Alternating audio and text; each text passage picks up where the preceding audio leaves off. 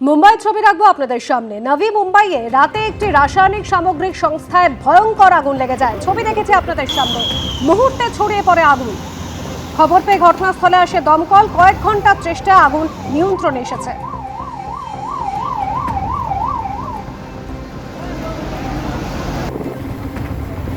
নবী মুম্বাইয়ের ভালোজা, সেখানে ভয়াবহ আগুন।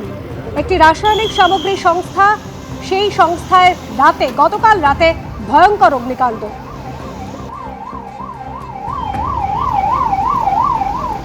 দমকলে 3টি ইঞ্জিন আসে ঘটনাস্থলে। এরপর আগুন নিয়ন্ত্রণে আনা হয়। একেবারে দাউ দাউ করে আগুন চলছে। আগুনের লেলিহান শিখা আকাশ ছুঁয়েছে। এরপর 3টি ইঞ্জিন এসে দমকলে 3টি ইঞ্জিন আগুন নিয়ন্ত্রণে আসে।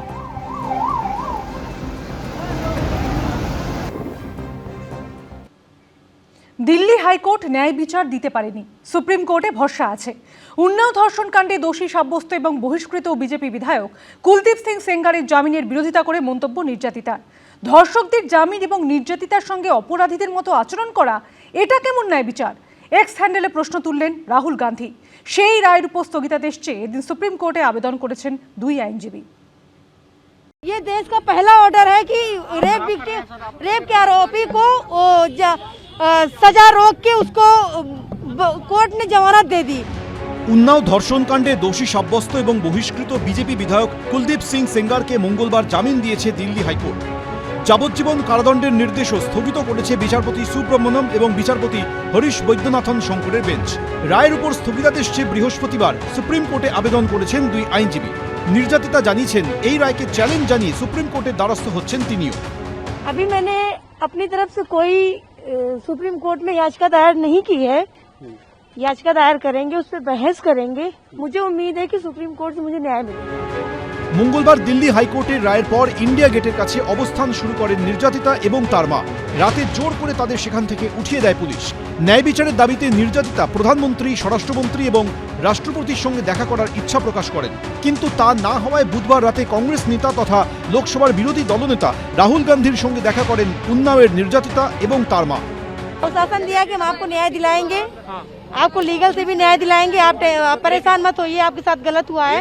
নারী অধিকার কর্মী যোগিতা বায়ানের পোস্ট করা পুলিশি ধরপাকড়ের ভিডিও রিপোস্ট করে রাহুল গান্ধী এক্স হ্যান্ডেলে লিখেছেন, গণধর্ষণের শিকার মহিলার সঙ্গে কি এই ধরনের আচরণ ন্যায্য?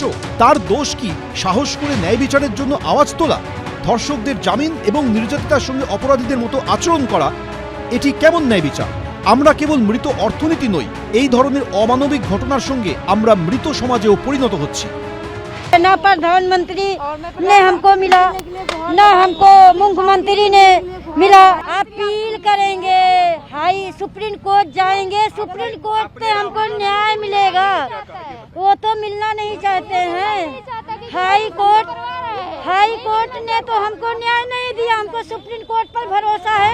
তৃণমূলের সর্বভারতীয় সাধারণ সম্পাদক অভিষেক বন্দ্যোপাধ্যায় এক্স হ্যান্ডেলে লিখেছেন, ধর্ষণে অভিযুক্ত বিজেপি বিধায়ক কুলদীপ সেঙ্গারকে জামিন দেওয়া হয়েছে। বিজেপির জোটসঙ্গী উত্তরপ্রদেশের মন্ত্রী ওমপ্রকাশ রাজভর নির্যাতিতাদের উপহাস করেছেন। এই নিয়ে সম্পূর্ণ নীরব বিজেপি। এটাই বিজেপি শাসিত রাজ্যগুলিতে বেটি বাঁচাওয়ের বাস্তবতা। যখন সাজাপ্রাপ্ত ধর্ষকরা মুক্তি পায় এবং মন্ত্রীরা নির্যাতিতাদের উপহাস করে, তখন আমরা প্রতিটা কন্যা, নারী, পরিবারকে বিচার পাইয়ে দিতে ব্যর্থ হই। কেন বেল পেয়েছেন কোর্ট বলতে পারবে, কতদিন জেলে ছিলেন আমি এই কেস সম্পর্কে জানি না, আমি বলবো না। কিন্তু ওনারা সবসময় পশ্চিমবঙ্গে থাকেন না, পশ্চিমবঙ্গের বাইরে চলে যান। এই রাজ্যে নারী সুরক্ষা, কন্যা সুরক্ষা তলানিতে। তারপরে কোথাকার কে কুলদীপ সিংজি কি, কার কেস হিস্ট্রি কি, কেন ধরেছিল, কেন বেল পেল, এগুলো নিয়ে আপনি দিল্লিতে পার্লামেন্টে বলুন, সেখানে আপনার বলার সুযোগ রয়েছে। 2019 সালের 20 ডিসেম্বর উন্নাও ধর্ষণ কাণ্ডে দোষী সাব্যস্ত প্রাক্তন বিজেপি বিধায়ক কুলদীপ সেঙ্গারকে যাবজ্জীবন কারাদণ্ড দেয় দিল্লির 30 হাজারি আদালত। মঙ্গলবার দিল্লি হাইকোর্ট তাকে জামিন দেয়। সেই রায়ের উপর স্থগিতাদেশ চেয়ে এদিন সুপ্রিম কোর্টে আবেদন করেছেন 2 আইনজীবী। এবিপি আনন্দ। বড়দিনের আনন্দে মেতে উঠল শহর থেকে জেলা। ছবি তোলা, খাওয়া দাওয়া থেকে মজা, হইহুল্লোড়, দিনভর চলল সবটাই।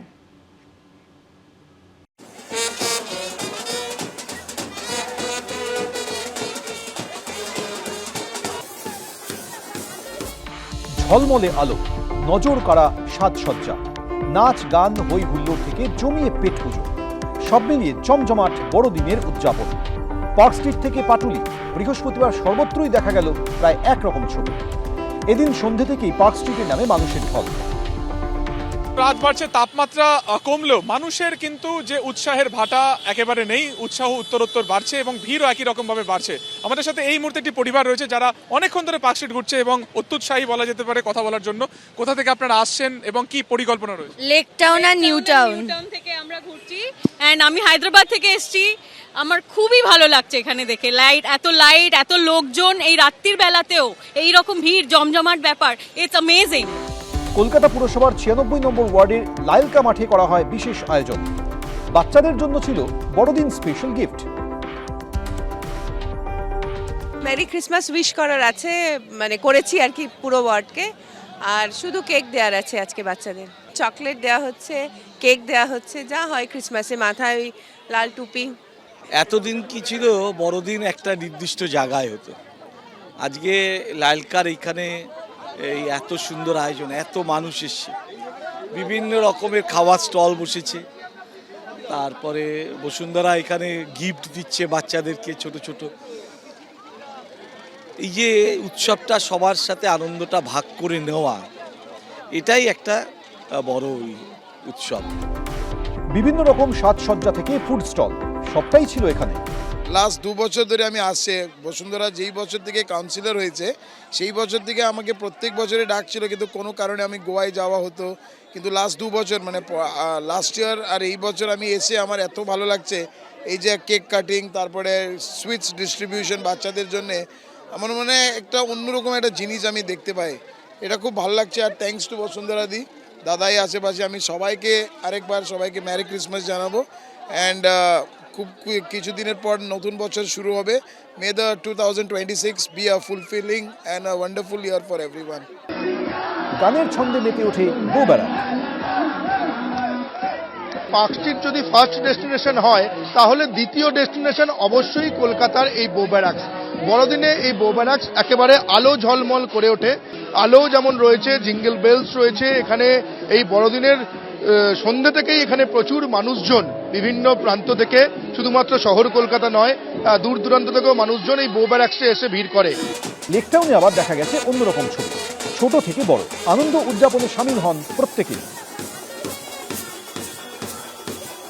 আমরা জানি উত্তরের পার্ক স্ট্রিট বলা হয় এই লেক টাউনকে, আর ঠিক পার্ক স্ট্রিটের মতন করেই সেজে ওঠে এই লেক টাউনও। 8 থেকে 80 সকলেই ভিড় জমান এই আলোকসজ্জা দেখতে। আলোর চাদরে মুড়িয়ে দেওয়া হয় এই লেক টাউনকে এবং তার সাথেই চলতে থাকে নানা ধরনের অ্যাক্টিভিটি।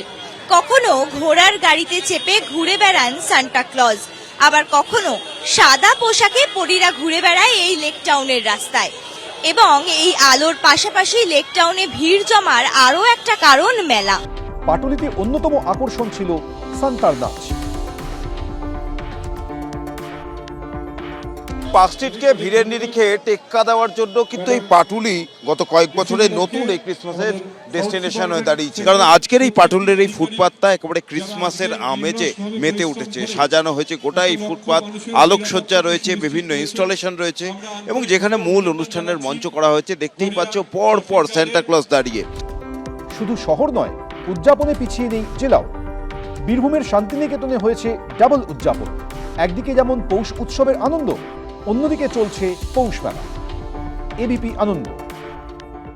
এবিপি আনন্দ, এগিয়ে থাকে, এগিয়ে রাখে।